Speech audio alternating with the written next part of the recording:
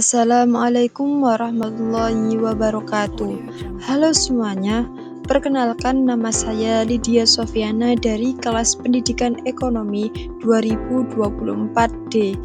Video ini saya buat untuk memenuhi tugas mata kuliah MKWU Bahasa Indonesia kelas 130 yang diampu oleh Bapak Dr. Muhammad Ahsan Sohifurizal, SPD MPD. Dalam video ini saya akan membahas tentang kesalahan ejaan dan pilihan kata yang sering kita jumpai di spanduk, poster, atau baliho di sekitar kita.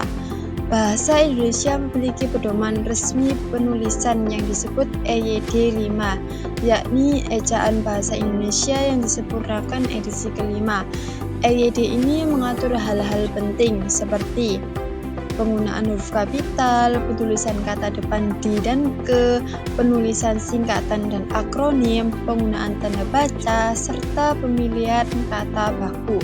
Sayangnya, aturan ini masih sering dilanggar dalam kehidupan sehari-hari.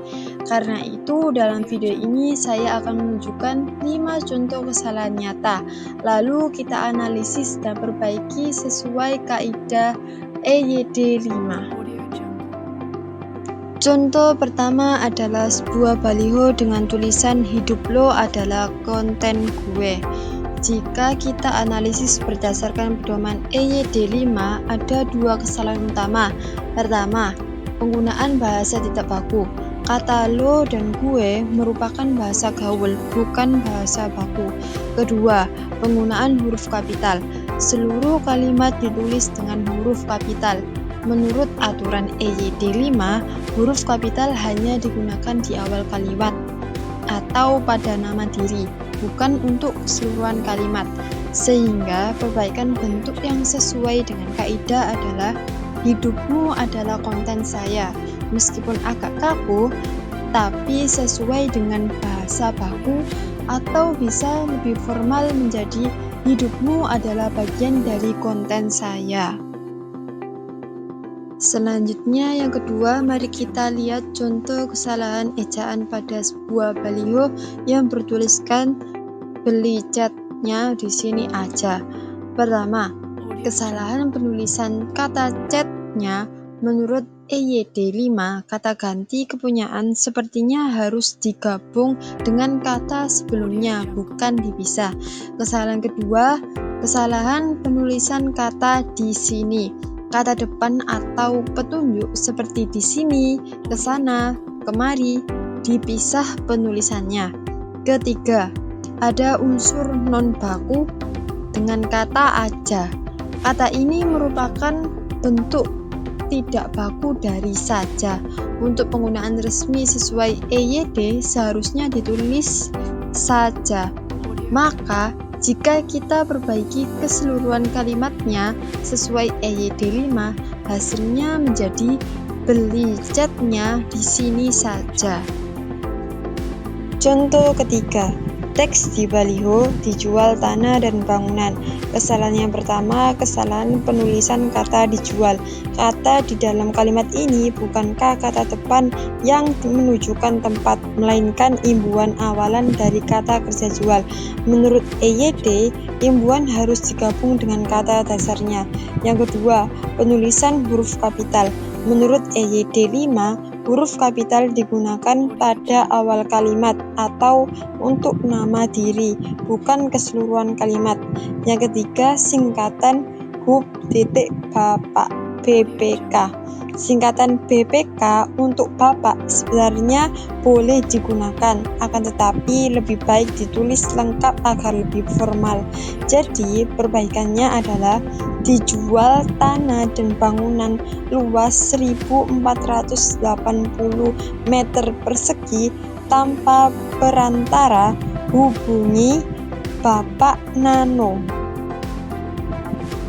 Contoh keempat, teks pada papan "kawasan kampus kurangi kecepatan kendaraan". Kesalahan yang pertama, kesalahan ejaan kendaraan. Penulisan yang benar adalah kendaraan, bukan kendaraan.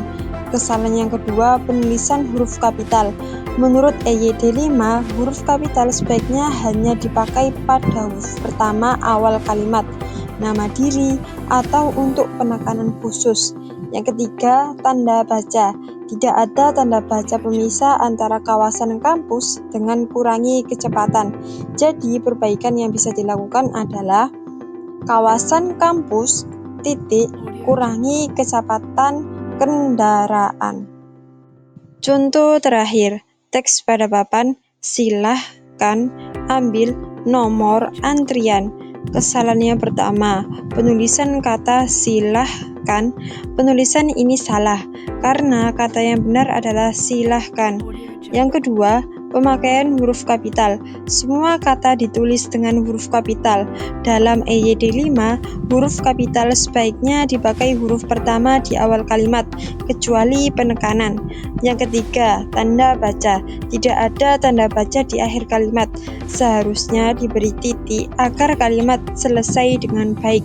Perbaikannya yaitu silahkan ambil nomor antrian titik.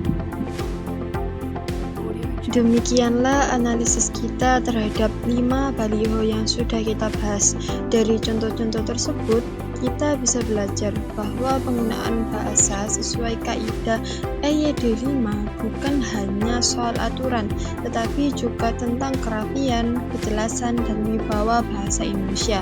Semoga setelah ini kita lebih peduli untuk menulis dengan benar, baik dalam media resmi maupun sehari-hari, karena dengan bahasa yang baik, pesan akan tersampaikan lebih tepat dan tentunya mencerminkan sikap kita yang menghargai bahasa Indonesia. Terima kasih sudah menyimak, sampai jumpa di pembahasan selanjutnya.